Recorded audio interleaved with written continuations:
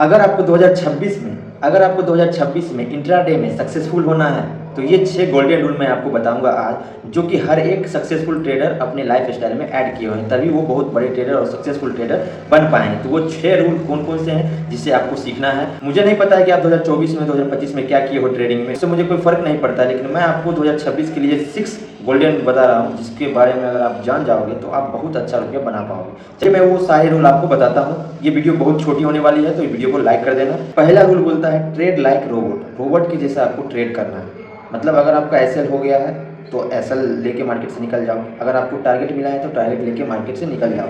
वहाँ चेंज मत करो कि टारगेट हिट हो गया तो एक दूसरा ट्रेड ले लूँ, ऐसा कुछ नहीं चलेगा। आपको इमोशन लेस होकर रोबोट के जैसा ट्रेड करना है। तो आपको क्या करना है, सही सेटअप पे आपको ट्रेड मिलता है तो ट्रेड में एसएल लो, टारगेट लो।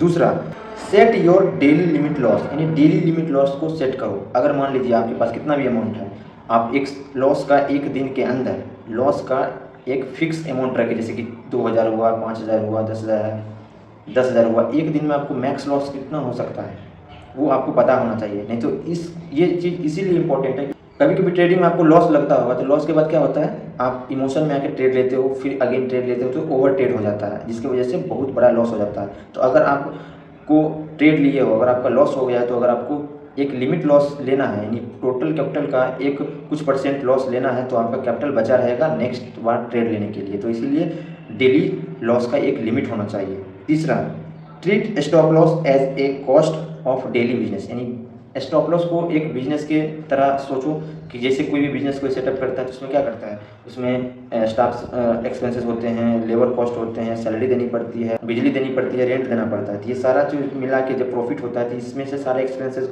कट के जो बचता है वो एक्चुअल प्रॉफिट होता है। और ट्रेडिंग में क्या होता है, आपको लॉस होता है, यानी वहाँ पे उतना सारा चीज़ है देने के बाद जो बचता है तो प्रॉफिट हुआ, और इधर आपको एक लॉस होता है। तो अगर आपका लॉस छोटा रहेगा तो आप बहुत दिनों तक ट्रेडिंग करके अच्छा रुपया बना सकते हो। तो इसे एसएल को अपना जो है एक तरह से बिजनेस कॉस्ट के जैसा, एक्सपेंसेस के जैसा मानो। एसएल को प्रॉपरली आप लो और एसएल को एक्सेप्ट करो। एक्सेप्टेंस बहुत ज़रूरी है एसएल का। बहुत लोगों का होता है कि एसएल हो जाता है तो ये क्या करते हैं कि इमोशन में आके दूसरा तीसरा ट्रेड ले लेते हैं, तो उसी दिन वो अपना कैपिटल उड़ा देते हैं। तो ऐसा गलती आपको नहीं करना है। चौथा जो है, डोंट ओवर ट्रेड। ये सबसे इम्पोर्टेंट है। मैं अपनी जर्नी बता रहा हूँ, ये सबसे इम्पोर्टेंट है।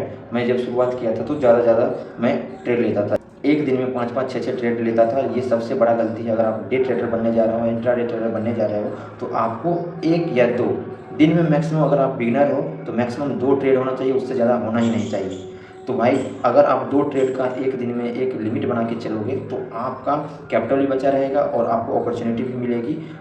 तो वहाँ पे आपको एक एडिशनल बेनिफिट मिलेगा। तो हमेशा आप ट्रेड को 2 लेके चलो। एक दिन में अगर कर रहे हो कोई सेटअप पे, आपके अच्छा वाला सेटअप पे अगर कोई ट्रेड मिल रहा है, क्वालिटी ट्रेड लेना है, 2 ट्रेड लेना है। अगर एसएल हिट हो गया तो ट्रेडिंग बंद हो जाना चाहिए। अगर टारगेट मिला तो उसको भी आपको एक्सेप्ट करना होगा और उस दिन ट्रेडिंग को क्लोज करके नेक्स्ट डे फिर आपको अच्छी अपॉर्चुनिटी मिलेगी तो आप नेक्स्ट डे फिर से ट्रेड कर सकते हैं। 5वां है, keep away from social media.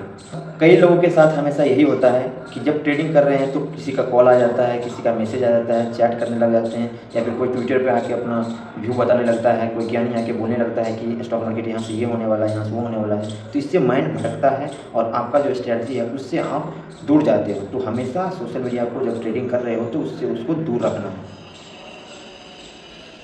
और लास्ट, छठा रूल क्या कहता है, मेंटेन ए जर्नल। ट्रेड जर्नल को आपको मेंटेन करके चलना है। आप एक्सेल शीट बना लो या फिर आप नोटबुक पे बना लो कि आपने कहाँ बाय किया, कहाँ सेल किया, किस स्ट्रैटेजी पे आप बाय किया, किस पे सेल किया, टारगेट मिला या सेल हुआ, ये सारा कुछ एक लिख के रखो। क्वांटिटी कितनी थी, टाइमिंग क्या था, ये सारा कुछ लिख कर रखोगे तो जब आप एक मंथ के अंदर उसको देखोगे तो आपको एक अंदर से ऐसा फील होगा कि मैंने एक गलती कहाँ कर रही।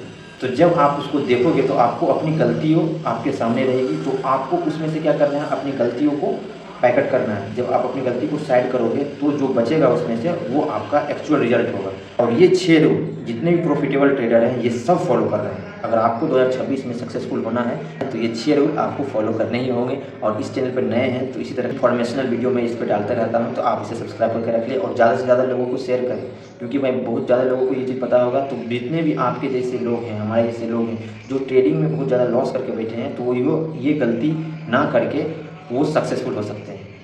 Thank you.